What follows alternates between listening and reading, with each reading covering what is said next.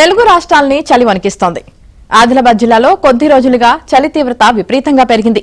పగటి ఉష్ణోగ్రతలు సాధారణంగా ఉన్నా రాత్రి ఉదయం వేళల్లో చలిపులి పంజా విసురుతోంది. శుక్రవారం జిల్లాలో గరిష్ట ఉష్ణోగ్రతలు 28.3 డిగ్రీలు నమోదు కాగా కనిష్టంగా 7.2 డిగ్రీలకు పడిపోవడంతో ప్రజలు వణికిపోతున్నారు. కొమరంభీం ఆసిఫాబాద్ జిల్లా తిర్యానీ మండలం గిన్నెదరిలో 7.3 డిగ్రీల అత్యల్ప ఉష్ణోగ్రత నమోదైంది. సిర్పూర్ మండలంలో 7.9, కెరమరిలో 9.4 డిగ్రీల ఉష్ణోగ్రతలు నమోదయ్యాయి. ఉమ్మడి మెదక్ జిల్లాను గడ్డకట్టే చలి వణికిస్తోంది. శుక్రవారం ఉదయం సంగారెడ్డి జిల్లా కోహీర్లో అత్యల్పంగా 7.8 డిగ్రీల కనిష్ట ఉష్ణోగ్రత నమోదైంది. ఇదే జిల్లాలోని జారంగా సంఘ్ 8.9, అల్ఘోల్లో 9.3 డిగ్రీల రికార్డయింది.